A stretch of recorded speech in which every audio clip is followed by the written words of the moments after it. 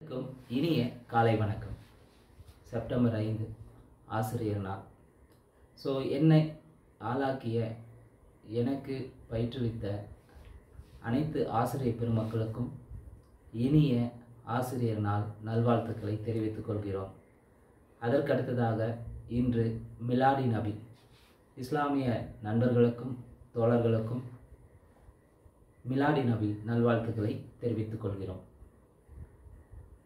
இந்த வீடியோவை பொறுத்தவரையும் அப்கமிங்காக வரக்கூடிய குரூப் 2 2A ப்ரிலிம்ஸ் தேர்விற்காக ரிவிஷன் நோட்ஸ் என்ற தலைப்பில் முதல் தலைப்பாக பார்த்திங்கன்னா தொல்லியல் அகலாய்வுகள், அதாவது ஆஸ் பர் நியூ சிலபஸ் படி டிஎன்பிஎஸ்சி வெளியிட்டுள்ள நியூ சிலபஸ் படி யூனிட் 6 ஜிஎஸ் பகுதியில் நமக்கு தொல்லியல் அகலாய்வு சார்ந்த பகுதியில் ஒரு கேள்வி கட்டாயம் இடம்பெறுங்க. அந்த பகுதியிலிருந்து 6ஆம் வகுப்பு சமூக அறிவியல் புதிய புத்தகத்தில் இடம்பெற்றுள்ள மிக முக்கியமான தொழில் சார்ந்த குறிப்புகளை ரிவிஷனாக பார்க்கலாம். இந்த வீடியோவை பொறுத்தவரையும் மிக முக்கியமாக ஏற்கனவே தொழில் சார்ந்த ப்ரீவியஸ் கொஸ்டின்ஸையும் சேர்த்து பார்க்க போகிறோங்க. முதல் முறையாக நம்ம சேனலை பார்க்குறவங்க மறக்காமல் சப்ஸ்கிரைப் பண்ணிட்டு அண்ட் பெல் சிம்பிளை கிளிக் பண்ணிவிடுங்க. நீங்கள் பெல் சிம்பிளை கிளிக் பண்ணலாம் நாங்கள் தொடர்ந்து அப்லோட் பண்ணுற வீடியோஸ் உங்களுக்கு நோட்டிஃபிகேஷனாக வரும். மேலும் இந்த வீடியோவை பற்றி உங்களுடைய கருத்துக்களை பகிர்ந்து கொள்ளுமாறு கேட்டுக்கொள்ளப்படுகிறது. அதே போல் இந்த வீடியோக்கான PDF வேணும்னு நினைக்கிறவங்க மறக்காமல் டிஸ்கிரிப்ஷனில் ஒலிம்பியா ஐஏஎஸ் அகாடமி டெலகிராம் சேனலுக்கான லிங்க் தரப்பட்டுள்ளது. அதில் ஜாயின் பண்ணிட்டீங்கன்னா ரெகுலராக அப்டேட் பண்ணுற வீடியோஸ் எல்லாத்துக்கும் உங்களுக்கு PDF கிடைச்சிடும். அதை நீங்கள் பிரிண்ட் அவுட் எடுத்து ரிவிஷன் பண்ணிக்கலாம். வாங்க வீடியோஸ்குள்ளே போவோம். ஸோ 2025 அப்கமிங் வரக்கூடிய, அதாவது 28ஆம் தேதி நடைபெறவுள்ள குரூப் 2 2A ப்ரிலிம்ஸ் தேர்வுக்கு தொல்லியல் அகழாய்வுகள் தலைப்பிலிருந்து ஒரு கொஸ்டின் கட்டாயம் இடம்பெறும்.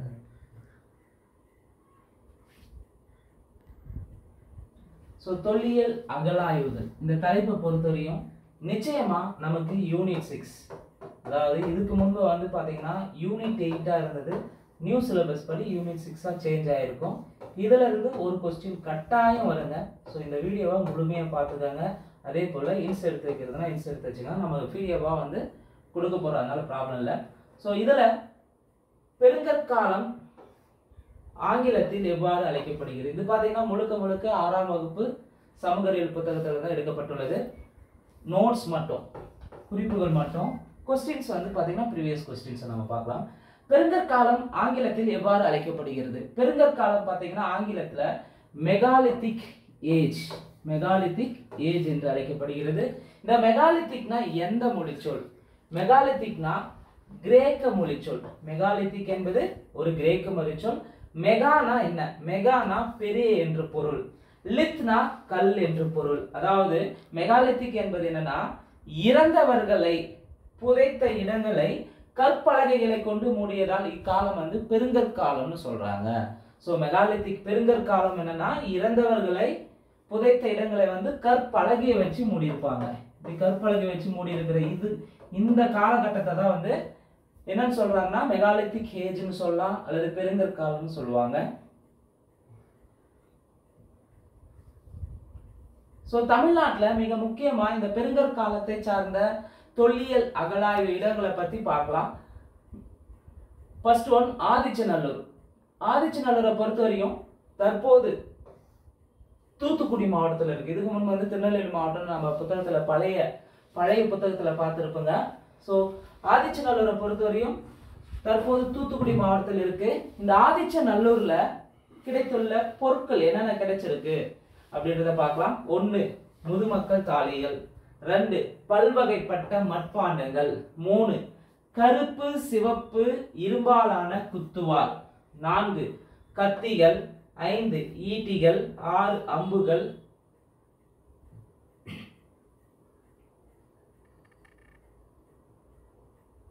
சில பொருட்களும் இது இல்லாம கிடைச்சிருக்கு. அதுக்கு அடுத்து கல்மணிகள், ஒரு சில தங்க ஆபரணங்களும் பாத்தீங்கன்னா ஆதிச்சநல்லூர் அகழாய்வில் கிடைத்துள்ளன. ஸோ ஆதிச்சநல்லூர் அகழாய்வை பொறுத்தவரையும் நமக்கு மிக முக்கியமானது என்னன்னு பாத்தீங்கன்னா முதுமக்கள் தாலி கிடைச்சிருக்கு. அதுக்கு அடுத்து பல்வகைப்பட்ட மட்பாண்டங்கள், கருப்பு சிவப்பு இரும்பாலான குத்துவாள், கத்திகள், ஈட்டிகள், அம்புகள், சில வகை பொருட்கள், கல் மணிகள், ஒரு சில தங்க ஆபரணங்களும் வந்து ஆதிச்சநல்லூர்ல கிடைத்துள்ளது. ஆதிச்சநல்லூரை பொறுத்தவரையும் நமக்கு ஏற்கனவே பழைய புத்தகத்துல வந்து திருநெல்வேலி மாவட்டம் தந்திருப்பாங்க. இப்போ அட் பிரசன்ட் வந்து ஆதிச்சநல்லூர் எங்க இருக்குன்னு பாத்தீங்கன்னா தூத்துக்குடி மாவட்டத்தில் இருக்கு. அது ரொம்ப முக்கியமானது. எக்ஸாம் பாயிண்ட் ஆஃப்ல மேட்ச் த ஃபாலோவிங்ல கேட்கலாம், இல்ல ஆதிச்சநல்லூர் தொல்லியல் அகழாய்வு எந்த மாவட்டத்தில் அமைந்துள்ளதுன்னு கேட்கலாம். அதுக்கடுத்து இது இல்லாம வீட்டு விலங்குகள் மற்றும் காட்டு விலங்குகளான புலி, யானை, மான் போன்றவற்றின் வெண்கலத்தான உருவங்களும் ஆதிச்சநல்லூர்ல கிடைச்சிருக்கு. ரொம்ப ரொம்ப முக்கியமானது. இப்போ கேள்வி எப்படி கேட்கலாம்னா, அதாவது வீட்டு விலங்குகள் மற்றும் காட்டு விலங்குகளான புலி, யானை, மான் போன்றவற்றினுடைய வெண்கலத்தான உருவங்கள் எங்கு நடைபெற்ற அகழாய்வில் கண்டெடுக்கப்பட்டுள்ளதுன்னு கேட்கலாம். ஆதிச்சநல்லூர். அடுத்து கீழடி அகழாய்வு, மிக முக்கியமான அகழாய்வு. கீழடி அகழாய்வு நம்ம கட்டாயம் ரிப்பீட்டடா கீழடி அகழாய்வுல கேட்டே இருக்காங்க. கீழடி அகழாய்வை பொறுத்தவரையும் கீழடி சிவகங்கை மாவட்டத்தில் உள்ளது. இந்திய தொல்பொருள் ஆய்வுத்துறை திருபுவனம் தாலுகாவில் பக்கத்துல கீழடி என்ற கிராமத்தில் சங்க காலத்தை சேர்ந்த பழமையான நகரத்தை அகழ்ந்து ஆய்வு செய்திருக்காங்க. சோ இந்திய தொல்பொருள் ஆய்வு, ஆர்கியாலஜிக்கல் சர்வே ஆஃப் இந்தியா, இந்திய தொல்பொருள் ஆய்வு எப்ப தொடங்கப்பட்டதுன்னு பாத்தீங்கன்னா 1861. இது இந்திய தொல்பொருள் ஆய்வு. அதே தமிழ்நாடு தொல்பொருள் ஆய்வு வந்து பாத்தீங்கன்னா 1961 அப்படியே வந்து தொடங்கி இருப்பாங்க. சோ ஏற்கனவே நமக்கு இந்திய தொல்பொருள் ஆய்வு எப்ப தொடங்கப்பட்டதுன்னு ஆல்ரெடி டிஎன்பிசில கேட்டிருக்காங்க. தமிழ்நாடு தொல்பொருள் ஆய்வு எப்ப தொடங்கப்பட்டது, நிறுவப்பட்டது அப்படின்னு கேட்டிருக்காங்க. இந்திய தொல்பொருள் ஆய்வு நிறுவனத்தின் தலைமையிடம் எந்த இடத்தில் அமைந்துள்ளதுன்னு கேட்டிருக்காங்க, புதுடெல்லி. சோ இவங்க என்ன பண்றாங்கன்னா, இந்திய தொல்பொருள் ஆய்வுத்துறை திருபுவனம் பக்கத்துல, அதாவது திருபுவனம் தாலுகாவுல கீழடி கிராமத்துல சங்க காலத்தை சேர்ந்த பழமையான நகரத்தை கண்டுபிடிச்சிருப்பாங்க. மிக முக்கியமா இங்க செங்கற்களால் கட்டப்பட்ட கட்டடங்கள், நன்கு அமைக்கப்பட்ட வடிகால் அமைப்பு போன்ற சான்று வந்து கீழடி அகழாய்வுல கிடைச்சிருக்கு. செங்கற்களால் கட்டப்பட்ட கட்டடங்கள் நம்ம பாத்தீங்கன்னா இப்பவும் வந்து பாத்தீங்கன்னா மிக முக்கியமா ஆலோ பிளாக் கல்ல அடுத்தடுத்த டெவலப்மெண்ட் வந்திருந்தாலும் கூட ஒரு பில்டிங் வந்து ஸ்ட்ராங்கா இருக்கிறதுக்கு இப்பவும் வந்து வீடு கட்டுறதுக்கு செங்கற்களை பயன்படுத்துறாங்க. அப்போ இந்த செங்கற்களை அன்றைய காலகட்டத்தில இருந்தே பயன்படுத்தி வீடுகளை கட்டியிருக்காங்க. அதே போல வடிகால், நன்கு அமைக்கப்பட்ட வடிகால் அமைப்பு போன்ற சான்றுகளும் கீழடியில கிடைச்சிருக்கு. சோ எதெல்லாம் கீழடியில கிடைச்சிருக்கு அப்படின்றத பார்க்கலாம். மிக முக்கியமா கீழடியில் கிடைக்கப்பட்ட பொருட்கள்,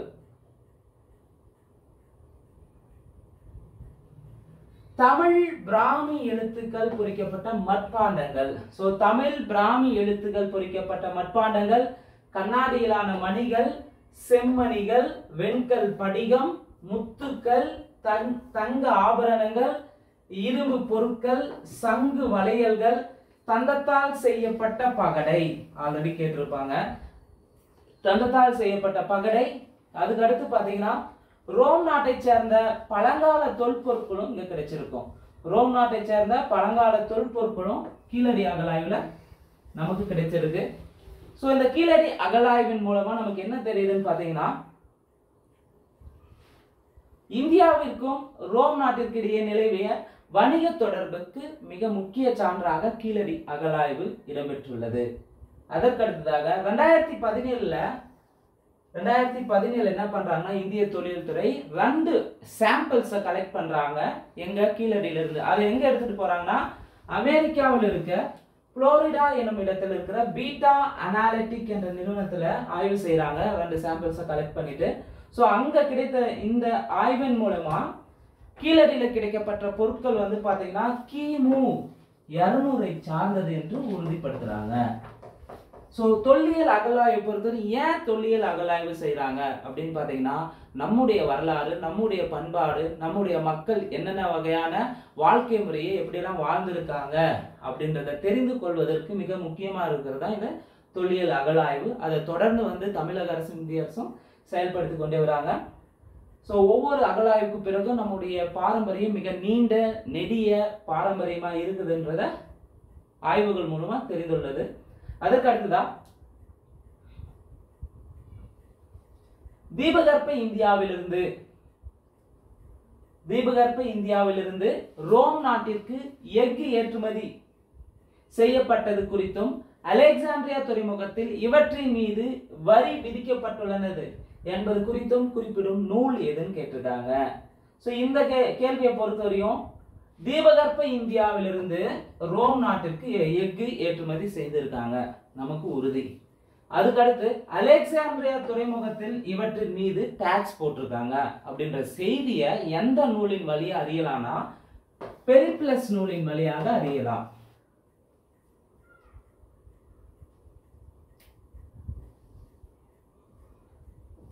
அடுத்து பொருந்தல் அகலாய்வு. பொருந்தல் அகலாய்வு. இந்த பொருந்தல் அகலாய்வு பொறுத்தவரையும் எந்த மாவட்டத்தில் இருக்குன்னா திண்டுக்கல் மாவட்டத்தில் உள்ளது. பொருந்தல் அகலாய்வு திண்டுக்கல் மாவட்டத்தில் உள்ளது. பொருந்தல் அகலாய்வில் இடம்பெடுத்துள்ள என்னென்ன பொருட்கள் கிடைச்சிருக்குன்னு பாத்தீங்கன்னா அகலாய்வு செய்யும் போது புதைக்குழி பொருட்கள் 1, கண்ணாடி மணிகள். கண்ணாடி மணிகளை பொறுத்தவரையும் இந்த பொருந்தல் அகலாய்வுல வெள்ளை, சிகப்பு, மஞ்சள், நீலம் மற்றும் பச்சை வண்ணங்களில் கிடைத்துள்ளன. அடுத்து இரும்பு வாள்கள், தமிழ் பிராமி எழுத்துக்கள் பொறிக்கப்பட்ட மட்பாண்டங்கள் கிடைச்சிருக்கு. நம்ம கீழடியிலும் பார்த்திருப்போங்க தமிழ் பிராமி எழுத்துக்கள் பொறிக்கப்பட்டது அப்படின்னு பார்த்திருப்போங்க, இங்க பொருந்தலும் கிடைச்சிருக்கு. அடுத்து அரிசி நிரப்பப்பட்ட மட்பாண்டங்கள் கிடைத்துள்ளன. பொருந்தல் அகலாய்வுல அரிசி நிரப்பப்பட்ட மட்பாண்டங்கள். அடுத்து ஓரளவு அரிதான கற்களான படிக கல்லும் கிடைச்சிருக்கு. சிவப்பு நிற மணிக்கற்கள், இது இல்லாம சங்கு மற்றும் கண்ணாடி வளையல்கள் கிடைத்துள்ளன. பொருந்தல் அகலாய்வு எங்க இருக்கு? திண்டுக்கல் மாவட்டத்தில் இருக்கு. என்னென்ன பொருட்கள் கிடைச்சிருக்குன்னு பாத்தீங்கன்னா புதைக்குழி பொருட்கள், கண்ணாடி மணி. கண்ணாடி மணியை பொறுத்தவரை வெள்ளை, சிகப்பு, மஞ்சள், நீல நிறம் மற்றும் பச்சை நிறத்தில் கிடைச்சிருக்கு. இரும்பு வாள் கிடைத்துள்ளன. தமிழ் பிராமி எழுத்துக்கள் பொறிக்கப்பட்ட மட்பாண்டங்கள் கிடைத்துள்ளன. அரிசி நிரப்பப்பட்ட மட்பாண்டங்கள். அடுத்து ஓரளவு அரிதான கற்களான படிகக்கல், சிவப்பு நிற மணிக்கற்கள், இது இல்லாம சங்கு மற்றும் கண்ணாடி வளையல்கள் வந்து பொருந்தல் அகலாய்வில் கண்டெடுக்கப்பட்டுள்ளது. மேலும் இரும்பினாலான கதிரறுக்கும் அரிவாள், ஈட்டி, கொழுமுனைகள் ஆகியவை தமிழக மக்கள். சோ இந்த பொருந்தல் அகலாய்வை பொறுத்தவரையும் கதிரறுக்கும் அரிவாள், ஈட்டி, கொழுமுனை இது எல்லாமே எதை காட்டுதுன்னா தமிழக மக்கள் நெல் விளைவித்ததற்கான சான்றுகளா இருக்கிறது எங்க பொருந்தல் அகலாய்வுல. அதே போல இங்கு கிடைச்சிருக்க அரிசி நிரம்பிய பானை பாத்தீங்கன்னா அன்றைய காலகட்டத்தில் மக்களின் முக்கிய உணவா அரிசி இருந்திருக்குன்றத தெல்ல தெளிவா இந்த அகழாய்வு மூலம் தெரிந்து கொள்ள முடிகிறது. அடுத்ததா மிக முக்கியமான ஒரு அகழாய்வு பையம்பள்ளி அகழாய்வு. சோ பையம்பள்ளி அகழாய்வு மிக மிக முக்கியமானது. நம்முடைய திருப்பத்தூர் மாவட்டத்துக்கு மிக பெருமை சேர்க்கும் வகையில மிக முக்கியமான ஒரு அகழாய்வுன்னு பாத்தீங்கன்னா பையம்பள்ளி அகழாய்வு. இதற்கு முன்பு திருப்பத்தூர் மாவட்டம் பிரிப்பதற்கு முன்பு வேலூர் மாவட்டத்தில் இருக்கும். புத்தகத்துல வேலூர் தான் இருக்கும். அப்டேட் பண்ணுவாங்க. அப்டேட் பண்ண புத்தகம் வந்து பாத்தீங்கன்னா இது கரண்ட் அஃபேர்ஸ் ரிலேட்டடா சேஞ்சஸ் ஆயிரும். நமக்கு இங்க திருப்பத்தூர் மாவட்டம் தான் வரும். சோ பையம்பள்ளி அகழாய்வு எந்த மாவட்டத்தில் இருக்குன்னா திருப்பத்தூர் மாவட்டம். சோ பையம்பள்ளியில என்னெல்லாம் பொருட்கள் கிடைச்சிருக்கு அப்படின்றத பார்க்கலாம். இங்க இரும்பினால் செய்யப்பட்ட தொல் பொருட்களோடு பெருங்கற்காலத்து கருப்பு மற்றும் சிவப்பு மட்பாண்டங்கள் கிடைத்துள்ளன. சோ பையம்பள்ளியில இரும்பினால் செய்யப்பட்ட பொருள்கள் கிடைச்சிருக்கு. இது மிக முக்கியமா பெருங்கற்காலத்தை சார்ந்தது. கருப்பு சிவப்பு மட்பாண்டங்கள் கிடைத்துள்ளன. இரும்பினாலான பொருட்களும் கருப்பு சிவப்பு மட்பாண்டமும் கிடைச்சிருக்கு. இது இல்லாம மிக முக்கியமா பையம்பள்ளியை பொறுத்தவரையும் இரும்பு உருக்கப்பட்டதற்கான சான்று கிடைத்துள்ளது. ஆல்ரெடி டிஎன்பிசில கேட்டிருக்காங்க. இரும்பு உருக்கப்பட்டதற்கான சான்று எந்த அகழாய்வில் கிடைத்துள்ளனன்னு கேட்டிருக்காங்க. பையம்பள்ளி அகழாய்வு. மேலும் ரேடியோ கார்பன் முறையில இப்பண்பாட்டின் காலம் கிமு 1000 என கணிக்கப்பட்டுள்ளது. சோ பையம்பள்ளி அகழாய்வுல அங்க கிடைத்துள்ள பொருட்களை வந்து பாத்தீங்கன்னா ஆய்வு செய்யறாங்க. அதன் மூலமா அங்க கிடைத்த பொருட்களின் காலம் வந்து கிமு 1000 என்று கணிச்சிருக்காங்க. அடுத்ததான் நாம பார்க்கக்கூடிய அகழாய்வு இடம் கொடுமணல் அகழாய்வு. சோ கொடுமணல் அகழாய்வை பத்தி ஆல்ரெடி டிஎன்பிசில ரிப்பீட்டடா கேட்கக்கூடியதுதான். சோ கொடுமணல் அகழாய்வை பொறுத்தவரையும் ஈரோடு மாவட்டத்தில் அமைந்திருக்கு. இது பதிற்று 10 இடம்பெற்றுள்ள கொடுமணம் என்னும் ஊர் தான் இந்த கொடுமணல்னு மாறி இருக்கு.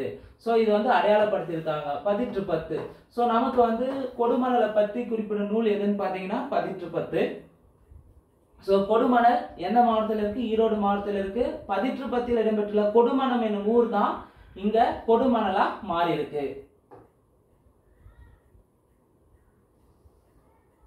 ஸோ இங்க கிடைத்துள்ள பொருட்கள் கொடுமணல்ல என்னெல்லாம் பொருள் கிடைச்சிருக்குன்னு பார்த்தீங்கன்னா தமிழ் பிராமி எழுத்துக்களை கொண்ட 300க்கும் அதிகமான மட்பாண்டங்கள் கிடைத்துள்ளன. ஸோ இங்கேயும் நம்ம தமிழ் பிராமி எழுத்துக்கள் கொண்ட 300க்கும் அதிகமான மட்பாண்டம் கிடைச்சிருக்கு. அப்போ தமிழ் பிராமி எழுத்துக்கள் எந்தெந்த அகலாய்வுனாவே நமக்கு கீழடி அகலாய்வு, கீழடி அகலாய்வுல கிடைச்சிருக்கு. அடுத்து பொருந்தல் அகலாய்வுல கிடைத்துள்ளது, பொருந்தல் அகலாய்வுல கிடைத்துள்ளது. அதுக்கு அடுத்து வந்து பாத்தீங்கன்னா கொடுமணல், கொடுமணல் அகலாய்வுல கிடைத்துள்ளது. சோ தமிழ் பிராமி எழுத்துக்கள் பொறிக்கப்பட்ட 300க்கும் மேற்பட்ட மட்பாண்டமும் எங்க கிடைச்சிருக்குன்னா கொடுமணல் அகலாய்வுல கிடைத்திருக்கு. அப்ப தமிழ் பிராமினாவே 3 அகலாய்வு மிக முக்கியமா இருக்கு, கீழடி, பொருந்தல், கொடுமணல். அதற்கு அடுத்து வந்து பாத்தீங்கன்னா நூல் சுற்றி வைக்க பயன்படும் சுழல் அச்சுகள் வந்து கொடுமணல்ல கிடைத்துள்ளது. சுருள்கள், துணிகளின் சிறிய துண்டுகள், கருவிகள், ஆயுதங்கள், அணிகலன்கள், மணிகள், இது இல்லாம சிவப்பு நிற மணிக்கற்களும். அதுக்கடுத்து புதைக்குழி மேட்டிற்கு அருகே காணப்பட்ட புதைக்குழி மேட்டிற்கு அருகே காணப்பட்ட நினைவுகள் பெருங்கற்காலத்தை சார்ந்தது அப்படின்ற ஒரு இந்த நினைவு கல்லும் வந்து பாத்தீங்கன்னா எங்க கிடைச்சிருக்கு? கொடுமணல்ல கிடைத்துள்ளது நினைவுகள். அடுத்து முதுமக்கள் தாளிகள்னா என்ன?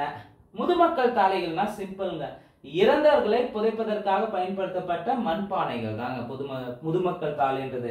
அதாவது அன்றைய காலகட்டத்துல மட்பாண்டத்துல வச்சு இறந்தவங்களை புதைச்சிருக்காங்க, அதுதான் முதுமக்கள் தாளி. அதோட அவங்க அந்த மட்பாண்டத்துக்குள்ள என்ன பண்ணிருப்பாங்கன்னா குறிப்பா அவங்க பயன்படுத்திய பொருட்கள், நெல் மணிகள் இதெல்லாம் வந்து சேர்த்து புதைச்சிருப்பாங்க, அதுதான் முதுமக்கள் தாளின்னு சொல்லலாம், சிம்பிளா சொல்லலாம்.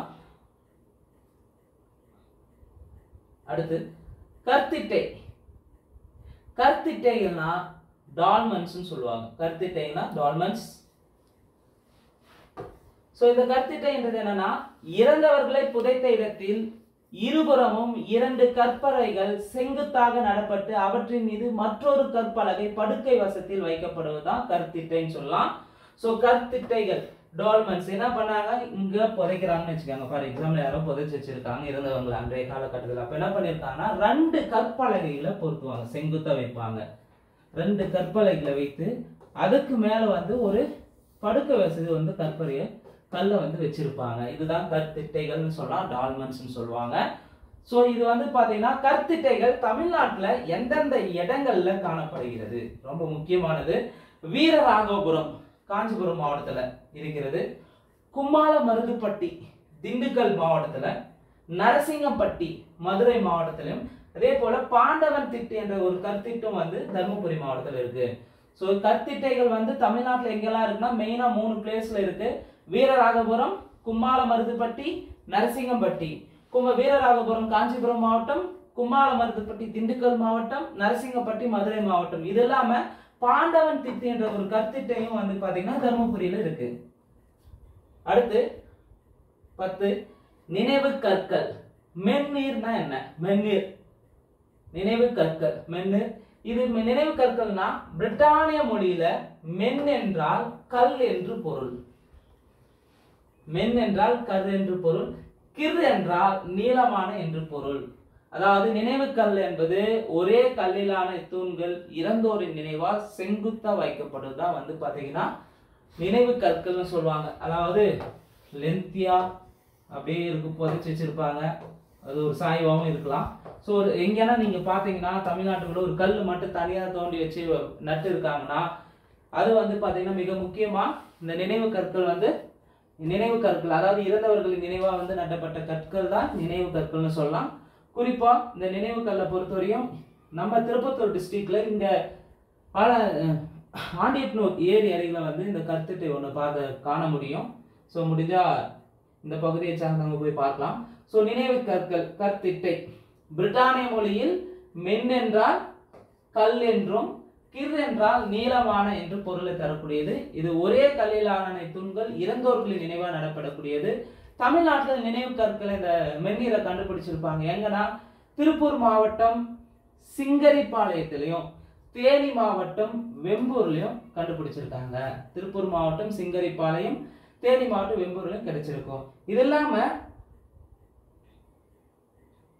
உப்பாற்றின் இரு கரைகளிலும் பழங்கற்கால வாழ்விடங்கள் இருந்ததை சுட்டுகின்றன. உப்பாற்றினுடைய இரு கரைகளிலும் பழங்கற்கால வாழ்விடங்கள் இருந்ததை அந்த சுட்டுகின்றன. அதுக்கடுத்து மதுரை மாவட்டம் நரசிங்கப்பட்டியில காணப்படுது. ஈரோடு மாவட்டம் குமரிக்கல் பாளையம் கொடுமணல் காணப்படுகிறது. ஸோ ஈரோடு மாவட்டம் குமரிக்கல் பாளையம் கொடுமணல். நரசிங்கப்பட்டி எந்த மாவட்டத்தில் இருக்கு? மதுரை மாவட்டம். குமரிக்கல் பாளையம் ஈரோடு, கொடுமணல் ஈரோடு மாவட்டம் தான். அடுத்தது நடுக்கற்கள்னா என்ன? நடுக்கற்கள்னாவே மெயினா இறந்து போன வீரரின் நினைவா அவனோட வீரத்தை வந்து போற்றக்கூடிய வகையில் நடப்படக்கூடிய நடுக்கல் தான் நடுக்கற்கள்னு சொல்லுவாங்க. குறிப்பா அன்றைய காலகட்டத்தில் கிராமப்புற பகுதியை காத்த வீரர்களுக்கு வந்து வழங்கப்படக்கூடியதுதான் இந்த நடக்கூடியதான் நடுக்கற்கள். அவருடைய வீரத்தையும் தியாகத்தையும் போற்று விதமா கிராமத்தினுடைய எல்லை பகுதியில் நட்டிருப்பாங்க நடுக்கற்கள். அதுதான் இங்க கொடுத்துருக்காங்க நமக்கு. ஸோ நடுக்கற்கள் இறந்து போன வீரரின் நினைவை போற்று வகையில் நடப்படும் கல் தான் நடுக்கற்கள். தனது கிராமத்தை கொடிய விலங்குகளிடமிருந்து அல்லது எதிரிகளிடமிருந்து காப்பாற்றும் முயற்சியில் மதிப்பு வாய்ந்த மரணத்தை தழுவிய வீரர்களின் நினைவாக நடப்படுவதுதான் நடுக்கற்கள். ஸோ தமிழ்நாட்டில் எங்கெல்லாம் நடுக்கற்கள் காணப்படுகிறது ரொம்ப முக்கியமானது. ஸோ தமிழ்நாட்டில் நடுக்கற்கள் காணப்படும் இடங்களை பார்க்கலாம். 1 மானூர். மானூர் எந்த மாவட்டம்னு பார்த்தீங்கன்னா திண்டுக்கல் மாவட்டம். மானூர் திண்டுக்கல் மாவட்டம். 2 வெள்ளாளன் கோட்டை. வெள்ளாளன் கோட்டை எந்த மாவட்டத்தில் இருக்குன்னா தூத்துக்குடி மாவட்டம். 3 புலிமான் கோம்பை. இது ஆல்ரெடி கேட்டிருக்காங்க. புலிமான் கோம்பைக்கு நடுக்கற்கள் வந்து எந்த மாவட்டத்தில் இருக்குன்னு கேட்டிருக்காங்க. புலிமான் கோம்பை திண்டுக்கல் மாவட்டத்தில் இருக்கு. இங்க இருக்கக்கூடிய நடுக்கற்களை பொறுத்தவரைக்கும் கிமு 3ஆம் நூற்றாண்டு காலகட்டத்தை சேர்ந்ததுன்னு கண்டுபிடிச்சிருக்காங்க. ஸோ தமிழ்நாட்டில் நடுக்கற்கள் காணப்படும் இடங்கள்னு எடுத்துக்கணுங்கன்னா மானூர் திண்டுக்கல் மாவட்டம், வெள்ளாளன் கோட்டை தூத்துக்குடி மாவட்டம், புலிமான் கோம்பையும் திண்டுக்கல் மாவட்டம் தான். மானூர் புலிமான் கோம்பை ரெண்டுமே எந்த மாவட்டத்தில் இருக்கு? திண்டுக்கல் மாவட்டம். அடுத்து தொல்லியல் அகழாய்வு சார்ந்த நடப்பு நிகழ்வு பகுதியை நம்ம பார்க்கலாம். 2024 தமிழ்நாட்டில் எங்கெல்லாம் அகழாய்வு செஞ்சிருக்காங்க, 2025 எங்கெல்லாம் வந்து தமிழ்நாடு அகழாய்வு நடத்தியிருக்காங்க அப்படின்றத மிக முக்கியமா நிச்சயமா வந்து பார்த்தீங்கன்னா கட்டாயம் கேட்பாங்க. அது ரொம்ப ரொம்ப முக்கியமானது. தொல்லியல் அகழாய்வு ஒன்று பள்ளி பாடப்புத்தகத்திலிருந்து கேட்கலாம், அல்லது கரண்ட் அஃபேர்ஸா இருந்து நடப்பு நிகழ்வு வந்து கேட்கலாம் யூனிட் 6ல இருந்து. ஸோ நடப்பு நிகழ்வு பகுதியில் தொல்லியல் அகழாய்வு இடங்கள் 2024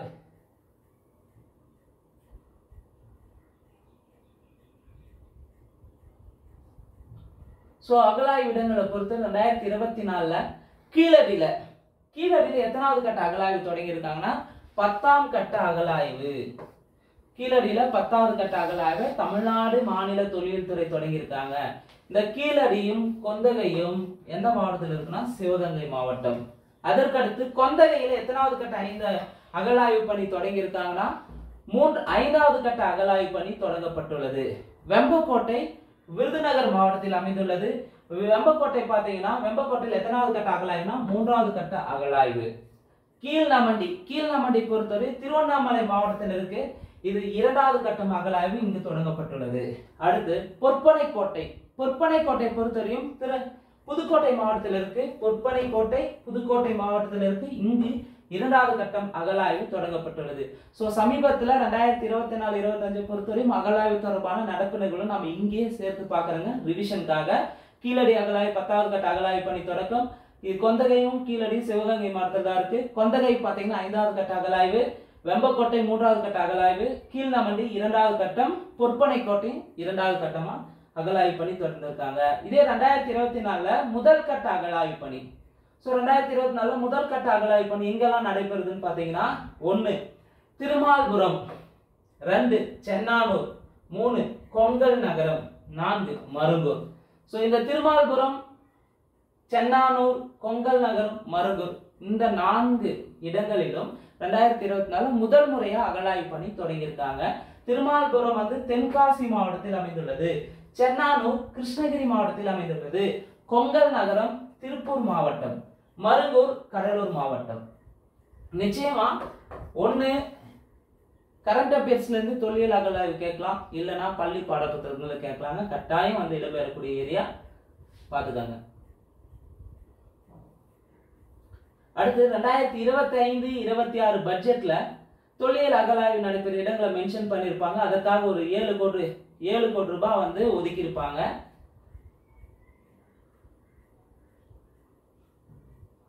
பண்டைய தமிழர்களின் கலாச்சார அடையாளங்களை தேடும் பயணம் அண்டை மாநிலங்களும் விரிவடைஞ்சிருக்காங்க. ஸோ தமிழக பட்ஜெட்ல 2025-26 பட்ஜெட்ல தமிழ்நாடு மட்டும் இல்லாம நம்முடைய வரலாறை அறிந்து கொள்வதற்காக பாலூர், வெங்கி, மஸ்கி ஆகிய இடங்களிலும் அகழாய்வு பணியை தொடங்க போறான்னு சொல்லியிருக்காங்க. ஸோ பாலூர் எங்க இருக்குன்னா Odisha state, Vengi Andhra state, Maski Karnataka state. So Tamil Nadu தாண்டி அகழாய்வு பணி பார்த்தீங்கன்னா வெளி மாநிலங்களுக்கும் சென்றுள்ளது. 2025-26 ஆண்டில் தமிழ்நாட்டில் 8 இடங்கள்ல தொல்லியல் அகழாய்வு நடைபெற உள்ளது. அதற்காக 7 கோடி ரூபாய் வந்து ஒதுக்கி இருக்காங்க. ஸோ அந்த 8 இடங்கள் என்னென்னன்றதை பார்க்கலாம்.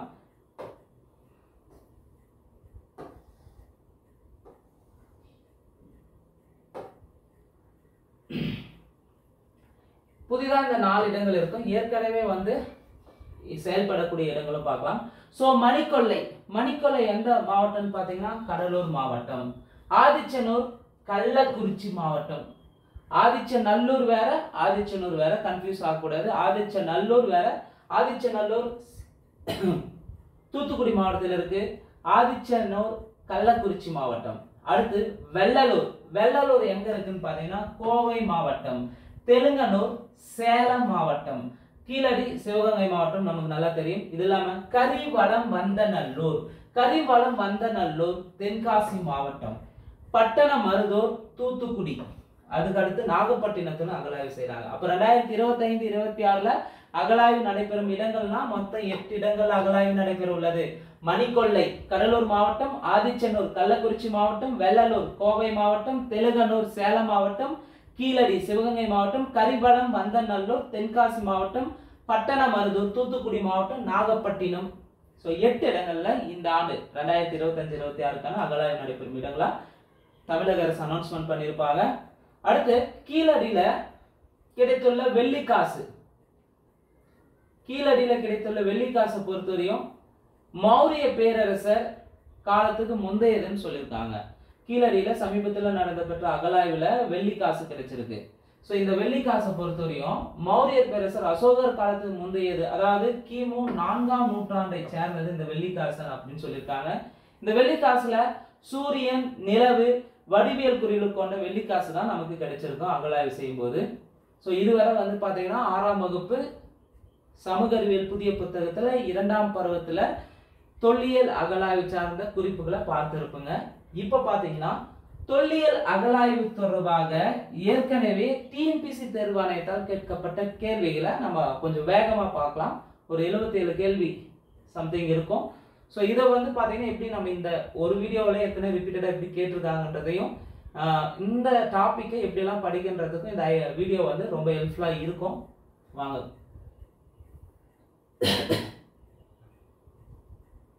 ஸோ தொல்லியல் அகழாய்வில் தொடர்பாக கேட்கப்பட்ட ப்ரீவியஸ் கொஸ்டின்ஸ்.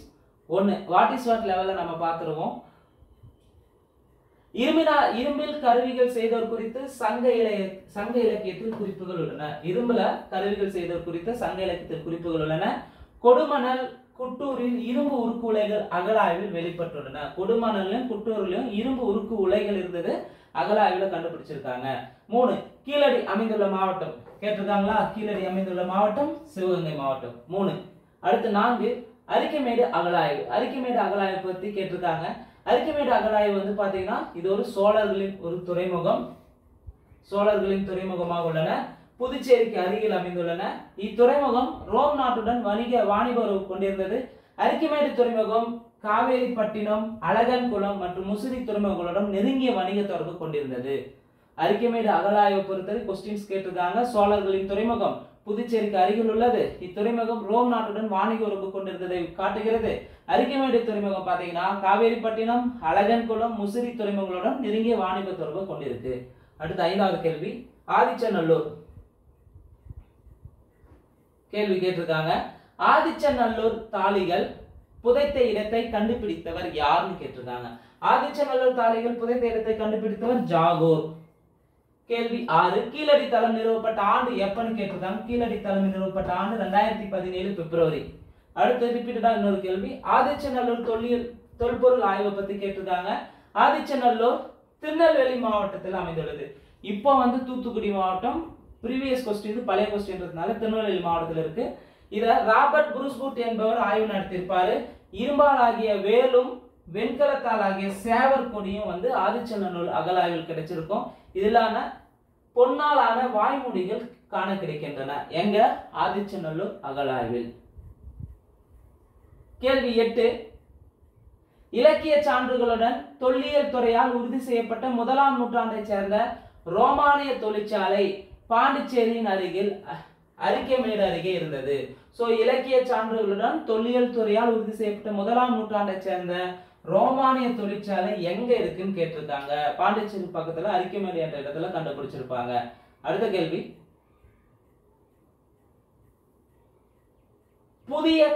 புதிய கற்கால பண்பாடு தமிழ்நாட்டில் பரவி இருந்த இடம். புதிய கற்கால பண்பாடு தமிழ்நாட்டில் பரவி இருந்த இடம் பையம்பள்ளி. பையம்பள்ளியை பத்தி கேட்டிருக்காங்களா? ஆல்ரெடி டிஎன்பிசில பாத்துக்காங்க. அடுத்து 10, எந்த புதைப்பொருள் ஆராய்ச்சி தமிழகத்திற்கும் ரோமபுரிக்கும் இடையிட்ட கடல் வாணிகத்தின் விரிவையும் வளத்தையும் பெரிதும் விளக்கி காட்டுகிறது. எந்த புதைப்பொருள், அதாவது எந்த அகழாய்வு தான் கேட்டிருக்காங்க. எதுக்கு? தமிழ்நாட்டுக்கும் ரோமபுரிக்கு இடைப்பட்ட கடல் வணிகத்தினுடைய விரிவையும் வளத்தையும் சொல்லுதுன்னு பாத்தீங்கன்னா அரிக்கமேடு அகழாய்வு. கேள்வி 11, புதுக்கோட்டை மாவட்டத்தின் பொற்பனை கோட்டை என்ற இடத்தில் சங்ககால நடுக்கற்கள் காணப்படுகின்றன. அப்போ சங்ககால நடுக்கற்கள் எங்க காணப்படுதுன்னா பொற்பனை கோட்டை அகழாய்வுல காணப்படுகிறது. கேள்வி 12, அரிக்கமேடு என்ற இடம் சங்ககால துறைமுகப்பட்டினம். அப்ப சங்ககால துறைமுகப்பட்டினம் எதுனா அரிக்கமேடு. 13, இந்திய கருவூலம் மற்றும் புதையல் சட்டம் இயற்றப்பட்ட ஆண்டு. இந்திய கருவூலம் மற்றும் புதையல் சட்டம் இயற்றப்பட்ட ஆண்டு 1878, 1878. கேள்வி 14, அரிக்கமேடு அகழாய்வினை மேற்கொண்டவர் யார்? Mortimer Wheeler. அரிக்கமேடு அகழாய்வினை மேற்கொண்டவர் யார்? Mortimer Wheeler. கேள்வி 15, தமிழகத்தில் எங்கு வளவளப்பாக்கப்பட்ட கற்கருவிகள் பெருமளவில் கிடைத்தன? தமிழ்நாட்டில் எங்க வளவளப்பாக்கப்பட்ட கற்கருவிகள் பெருமளவு கிடைத்திருக்குன்னா பையம்பள்ளி.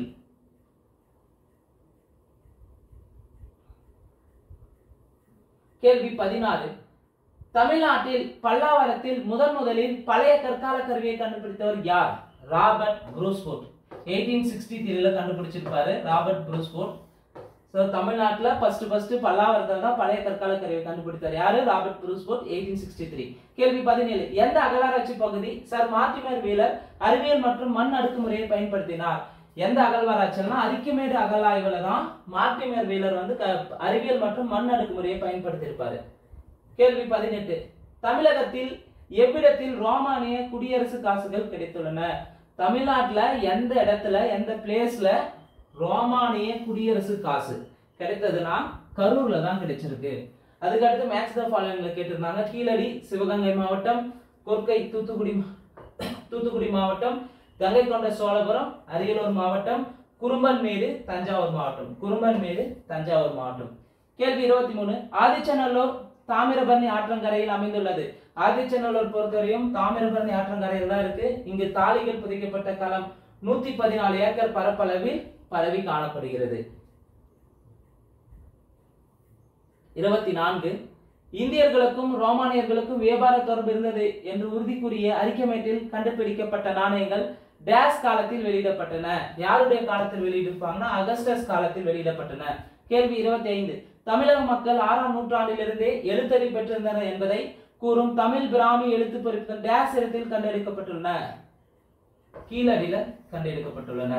கேள்வி 26, பல்லவர்களது கிராம நிர்வாகத்தை கூறும் கல்வெட்டு எது? பல்லவர்களது கிராம நிர்வாகத்தை கூறும் கல்வெட்டுனாவே திருச்சிராப்பள்ளி கல்வெட்டு. கேள்வி 27, தமிழர்கள் ரோமானியர்களுடன் வாணிக தொடர்பு கொண்டிருந்தனர். தமிழர்கள் வந்து யாருடன் வாணிக தொடர்பு கொண்டிருந்தாங்கன்னா ரோமானியர்களுடன். கேள்வி 28. ரோமன் நாட்டு பானை ஓடுகளும் தங்க நாணயங்களும் அரிக்கமேட்டில் நடந்த அகழாய்வில் கிடைத்துள்ளன. அப்போ ரோமன் நாட்டு பானை ஓடுகள் தங்க நாணயங்கள் எங்கு கிடைச்சிருக்கு? அரிக்கமேட் அகழாய்வில் கிடைத்துள்ளன.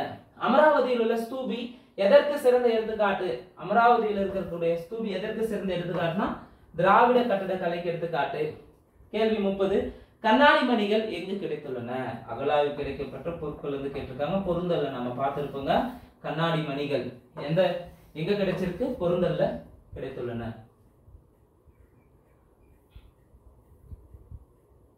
அகழாய்வு நடைபெற்ற இடம், அங்கு கிடைத்த பொருட்கள் இருந்து மேட்ச் த ஃபாலோயிங்ல கேட்டிருந்தாங்க. தாமிரம் கெத்ரி என்ற பிளேஸ்லயும், தங்கம் கோலார் என்ற பிளேஸ்ல, மணிக்கல் பாரிஷன் பிளேஸ்ல, துணி உமா என்ற பிளேஸ்ல கிடைத்திருக்கும். கேள்வி 35.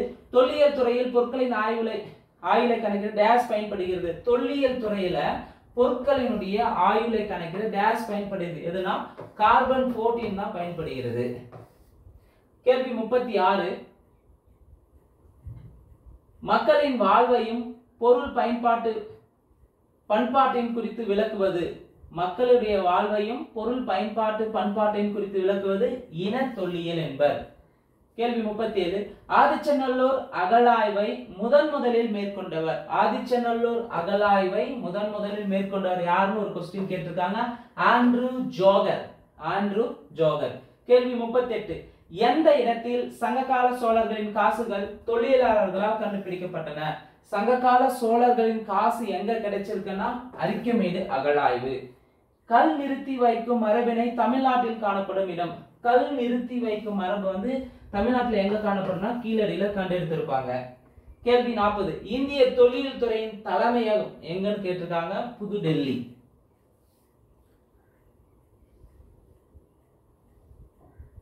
கீழடி தொடர்பாக கூற்றுகள் கேட்டிருந்தாங்க. இங்க செங்கல் கட்டுமானங்கள் கிடைத்துள்ளன. தமிழ் பிராமி எழுத்துக்கள் கொண்ட மட்கல ஓடுகள் கிடைத்துள்ளன. கண்ணுக்கு மை தீட்டும் செப்பு கம்பி கிடைத்திருக்கு.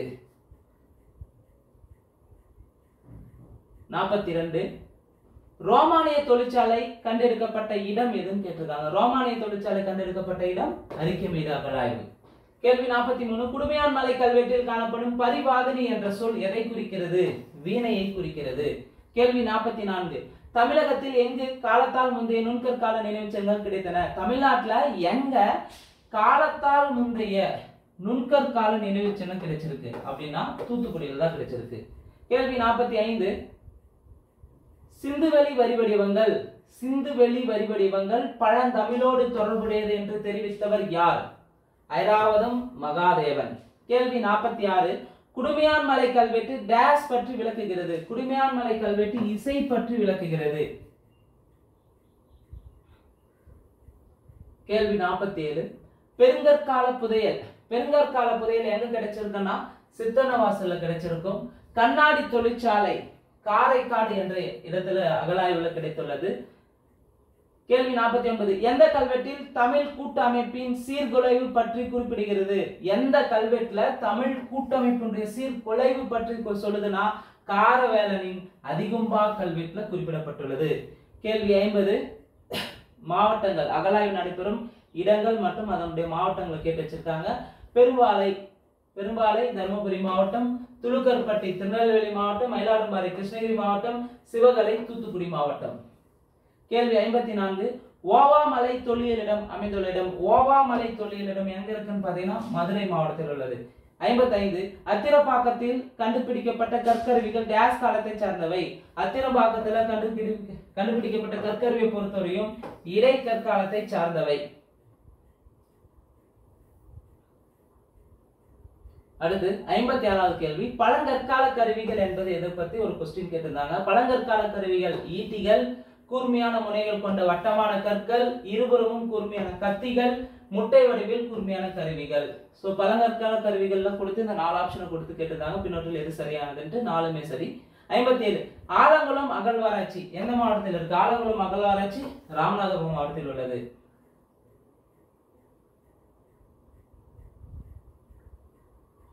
58. மாங்குளம் எங்க இருக்குன்னு பாத்தீங்கன்னா மாங்குளத்தை பொறுத்தவரையும் மதுரை மாவட்டம், கொடுமணல் ஈரோடு மாவட்டம். பழைய கற்காலத்தில் வரும் இடங்கள் வந்து பழைய கற்காலம் எங்கெல்லாம் இருக்குன்னா மதுரை வள்ளத்துல கிடைச்சிருக்கு பழைய கற்கால இடங்கள் பொருட்கள் சாரி. இது இல்லாம பல்லாவரத்திலும் கிடைச்சிருக்கும். பழைய கற்கால பொருட்களை பொறுத்தவரை மதுரை, வல்லம், பல்லாவரம். மதுரை, வல்லம், பல்லாவரம் ஆகிய பிளேஸ்ல பழைய கற்கால கருவிகள் கிடைத்திருக்கும். பொருந்தல் எந்த மாவட்டத்தில் அமைந்துள்ளதுன்னு கேட்டிருக்காங்க. பொருந்தல் திண்டுக்கல் மாவட்டத்தில் அமைந்துள்ளது. திருவக்கரை திருவக்கரை வந்து எந்த மாவட்டத்தில் அமைந்துள்ளது அப்படின்னு ஒரு கொஸ்டின் கேட்டிருக்காங்க. விழுப்புரம் மாவட்டத்தில் அமைந்துள்ளது. அடுத்து துலுக்கர்பட்டியை பத்தி கேட்டிருக்காங்க. துலுக்கர்பட்டியை பொறுத்தவரையும் துலுக்கர்பட்டி அகழாய்வு திருநெல்வேலி மாவட்டத்தின் நம்பி ஆற்றின் இடது கரையில் அமைந்துள்ளது. நம்பி ஆற்றங்கரையில் இரும்பு கால கலாச்சாரத்தின் வேர்களை தெரிவிக்க ஒரு அகழ்வாராய்ச்சி மேற்கொள்ளப்பட்டுள்ளது. இது பழங்கால பொருட்களுக்கு பெயர் பெற்ற ஒரு செழிப்பான தொல்லியல் இடமாக உள்ளது. துலுக்கர்பட்டினாவே திருநெல்வேலி மாவட்டத்தில் இருக்கு. நம்பி ஆற்றின் இடது கரையில் அமைந்துள்ளது. நம்பி ஆற்றங்கரையில இரும்பு கால கலாச்சாரத்தின் வேர்களை தெரிவிக்க ஒரு அகழ்வாராய்ச்சி மேற்கொண்டிருக்காங்க. மிக முக்கியமா பழங்கால பொருட்களுக்கு பெயர் பெற்ற ஒரு செழிப்பான ஒரு தொல்லியல் இடம் தான் துலுக்கர்பட்டி அகழாய்வு. 64வது கேள்வி. முதலில் பாண்டியர்களின் முத்து சந்தையை கண்டுபிடித்தவர் யார்? முதலில் பாண்டியர்களின் முத்து சந்தையை கண்டுபிடித்தது யார்னா கால்டுவெல் தான் கண்டுபிடிச்சிருப்பாரு. கேள்வி 65. தஞ்சாவூர் அகழ்வாராய்ச்சியில ரோமானிய மட்பாண்டங்கள் கிடைத்துள்ளன. கேள்வி 66. கீழையூர் அகழ்வாராய்ச்சியில புத்த மத மையம் இருந்ததற்கான சான்றுகள் கிடைத்துள்ளன. 67. திருக்கம்புலியூர் அகழ்வாராய்ச்சியில காவேரியின் கலாச்சாரம் பற்றி கிடைத்துள்ளன. 68. உறையூர் அகழ்வாராய்ச்சியை பொறுத்தவரையும் ரோமானியருக்கும் தமிழர்களுக்கும் இடையே உள்ள வணிக தொடர்பை பத்தி சொல்லுது உறையூர் அகழ்வாராய்ச்சி. மேட்ச் த ஃபாலோயிங் கேட்டிருந்தாங்க. 69. எந்தெந்த கல்வெட்டுகளில் மதுரா என்னும் பழமையான சொல் உள்ளது? எந்தெந்த கல்வெட்டுகளில் மதுரா என்னும் பழமையான சொல் உள்ளதுன்னா சித்தர்மலை கல்வெட்டு மற்றும் அழகர்மலை கல்வெட்டுல தான் மதுரா என்னும் சொல் இடம்பெற்றுள்ளது. கேள்வி 70. இடை பழங்கற்காலத்தை பத்தி ஒரு கொஸ்டின் கேட்டிருக்காங்க. இது கருவிகள் அளவில் சிறியன. அதிரம்பாக்கம், குடியம், வடமதுரை ஆகிய இடங்களில் நடந்த அகழ்வாராய்ச்சியில் இடை பழங்கற்கால கருவிகள் கிடைத்துள்ளன. எங்க? அதிரம்பாக்கம், குடியம், வடமதுரை. கேள்வி 71. ரோமானிய தொழிற்சாலையை மார்டிமர் வீலர் கண்டுபிடித்த இடம் எதுன்னு கேட்டிருக்காங்க. ரோமானிய தொழிற்சாலை எங்க கண்டுபிடிச்சிருப்பாருன்னா மார்டிமர் வீலர் அரிக்கமேடு அகழாய்வுல கண்டுபிடித்திருப்பாரு. அரிக்கமேடு அமைந்துள்ள இடம் எதுன்னு தனியா கேட்டிருக்காங்க. அரிக்கமேடு எங்க இருக்குன்னா பாண்டிச்சேரி அருகில் அமைந்துள்ளது. கேள்வி 73. அரிக்கமேட்டில் புதைப்பொருள் ஆராய்ச்சியை மேற்கொண்டவர் யார்? Mortimer Wheeler. கேள்வி 74. ஆதாரங்களின் விளைவாக தென்னிந்தியாவில் முதலாவது பயன்படுத்திய உலோகம் எதுன்னு கேட்டிருக்காங்க. ஆதாரங்களின் விளைவா அதாவது எவிடன்ஸோட ப்ரூவ் பண்ணது ஃபர்ஸ்ட் தென்னிந்தியாவில் பயன்படுத்திய உலோகம் எதுன்னு பாத்தீங்கன்னா தாமிரம். கேள்வி 75. கீழடி பத்தி ஒரு கொஸ்டின் கேட்டிருக்காங்க. கீழடி மதுரையிலிருந்து தென்கிழக்கு திசையில் 12 கிலோமீட்டர் தொலைவில் அமைந்துள்ளது. தமிழகத்தில் வைகை ஆற்றங்கரையில் சங்ககால நகர நாகரிகம் அமைந்திருந்ததை பற்றி உண்மையை பறைசாற்றுகிறது. ஆர் பாலகிருஷ்ணன் இங்கு அமைந்திருந்த நாகரிகத்திற்கும் சிந்து சமவெளி நாகரிகத்திற்கு உள்ள ஒற்றுமையை சுட்டிக்காட்டினார். அப்ப கீழடி அகழாய்வு பற்றிய கூற்றுகளில் சரியானது எதுன்னு கேட்டிருக்காங்க. இந்த 3 கூற்றுமே சரிதான். சோ கீழடியை பொறுத்தவரையும் மதுரையிலிருந்து தென்கிழக்கு திசையில 12 கிலோமீட்டர் தொலைவில் அமைந்திருக்கும் வைகை ஆற்றங்கரையில் அமைந்துள்ள ஒரு சங்ககால நகர நாகரிகம். ஆர் பாலகிருஷ்ணன் சொல்லியிருப்பாரு இந்த கீழடியில் அமைந்துள்ள நாகரிகத்திற்கும் சிந்து சமவெளி நாகரிகத்தில் உள்ள ஒற்றுமையை சுட்டி காட்டியிருப்பாரு. கேள்வி 76.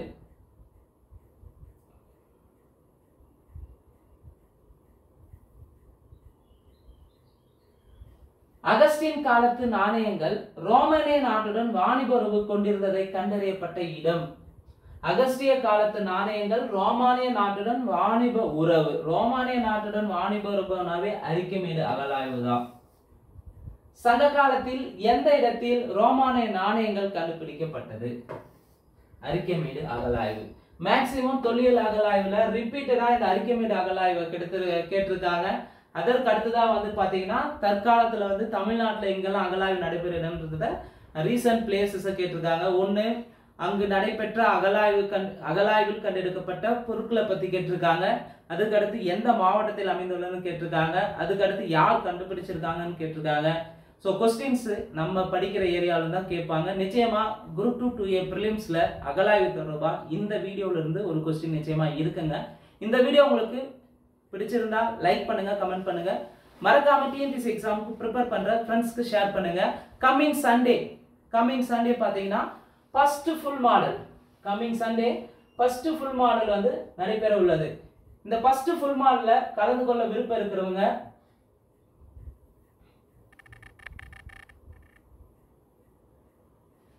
ஃபர்ஸ்ட் ஃபுல் மாடல் வந்து coming Sunday group 2 2A prelims தேர்வுக்காக நடைபெற உள்ளது. இந்த ஃபுல் மாடல்ல கலந்து கொள்ள இருக்கிறவங்க 8111053931 என்ற வாட்ஸ்அப் நம்பருக்கு நீங்க மெசேஜ் பண்ணலாம். கம்மிங் சண்டே வந்து முதல் மாதிரி தேர்வை நீங்க இலவசமா எழுதிக்கலாங்க. நிச்சயமா ஒலிம்பியா ஐஏஎஸ் அகாடமி சார்பாக நடத்தக்கூடிய ஒவ்வொரு மாதிரி தேர்வுமே எக்ஸாம் பாயிண்ட் ஆஃப்ல இப்ப இருக்கக்கூடிய பிரசன்ட் ஸ்டேஜ்ல இருக்கக்கூடிய நியூ சிலபஸ் படி தான் கேள்வித்தாள்கள் வடிவமைக்கப்பட்டுள்ளது. இந்த வாய்ப்பை சரியா பயன்படுத்திக்காங்க. நன்றி, வணக்கம்.